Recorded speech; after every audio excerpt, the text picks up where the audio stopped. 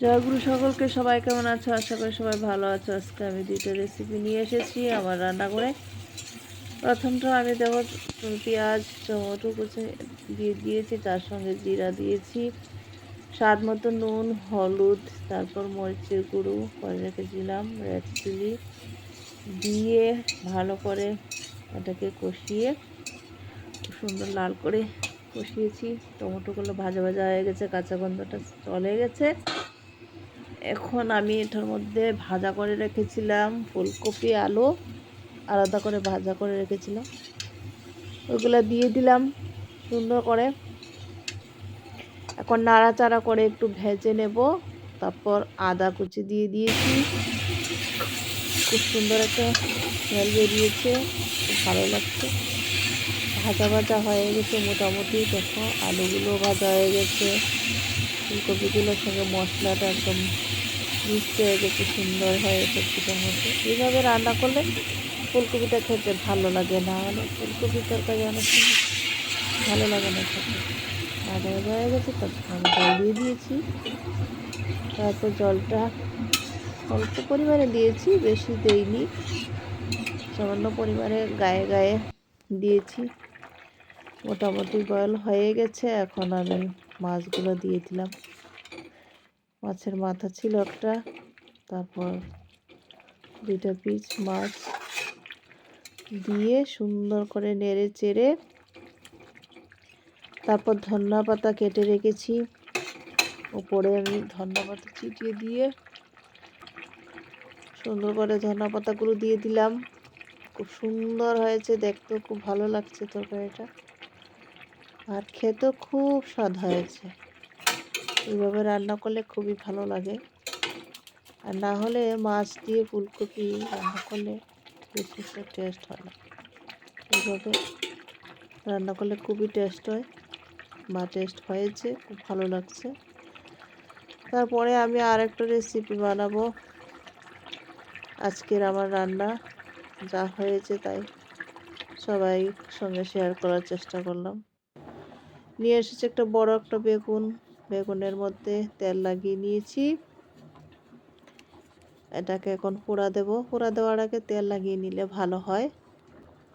ওই গ্যাসের মধ্যে সুন্দর হয় না, তবু আমরা কি করব, চুলা তো এখন নেই।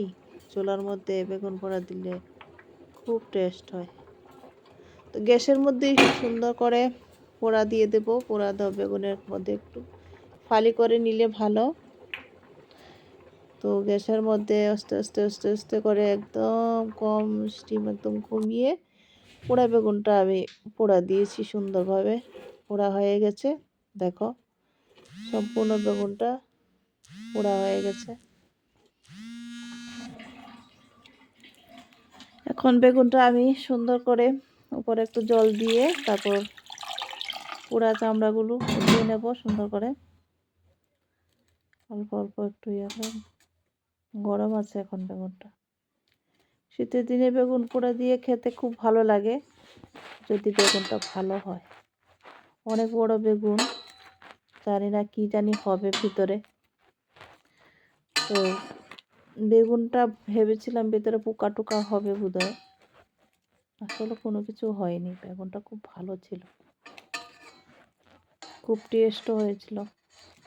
অনেক সময় বেগুনের ভিতরে পোকা থাকে, তারপর বড় বড় বিচি থাকে, এগুলো ভালো লাগে না। কিন্তু এই বেগুনটার ভিতরে বড় বড় বিচিও ছিল না, তারপর পোকা টোকা কিছুই ছিল না। সম্পূর্ণ বেগুনটা খুব ভালো। দেখুন বেগুনটা খুব একদম কুচি কুচিও ছিল। অনেক সময় চেনা যায় না, বেগুন ভিতরে অনেক প্রবলেম থাকে। দেখো বেগুনটা খুব সুন্দর। সঙ্গে আমি একটা টমেটো সিদ্ধ দিয়েছিলাম, তারপর পেঁয়াজ কুচি দিয়েছি, কাঁচা লঙ্কা কুচি। টমেটো সিদ্ধ দিলে ভালো লাগে, বা টমেটো পোড়া দিয়েও দেওয়া যায়। সঙ্গে ধন্যবাদ দিয়েছি। টমেটো পোড়া বা সিদ্ধ করে দিলে একটু টেস্ট হয়। স্বাদ মতো নুন দিয়েছি, কাঁচা সর্ষের তেল দিয়েছি। কাঁচা সর্ষার তেলের স্যান্ড একটা ভর্তার মধ্যে দিলে খুব ভালো লাগে। টমেটোটার সঙ্গে দিয়ে সম্পূর্ণ সব কিছু দিয়ে মেখে নিলাম। সিম্পলভাবে এই ভর্তাটা খেতেই ভালো লাগে। আসলে এটার মধ্যে অনেক কিছু এই সেই দিলে এত একটা ভালো লাগে না। আর কাঁচা পেঁয়াজ দিলে একটা আমার খুব ভালো লাগে স্যান্ডটা। ভাজা ভাজা পেঁয়াজও অনেকে দেয়, কিন্তু এটা আমার বেশি ভালো লাগে না। তেলে কাঁচা তেলটা দিলেই ভালো লাগে, স্যান্ডটা খুব সুন্দর হয়। তো ভর্তাটা সুন্দর করে আমি মেখে নিলাম হাত দিয়ে। তারপর ভাবলাম 2টা শুকনো লঙ্কা পুরো দিলে বোধহয় স্যান্ডটা আরও ভালো হবে, খেতেও সুস্বাদু হবে। তাই 2টা শুকনো লঙ্কা পুড়ে নিলাম, পুড়ে জ্বালিয়ে তারপর দিয়ে দিয়েছি। বেশি ঝাল দিইনি, অত বেশি ঝাল খাই না, তার জন্য 2টা শুকনো লঙ্কা দিয়েছি। শুকনো লঙ্কাগুলো ভালো করে মেখে নিলাম ভর্তার সঙ্গে। তারপর ভর্তাটা কি দারুণ হয়েছে। শীতের দিনে গরম ভাতের সঙ্গে রাত্রেবেলা এমন একটা বেগুন পোড়া ভর্তা হলে আর কিছু লাগে না, এই ভর্তাটা দিয়েই খাওয়া যায়।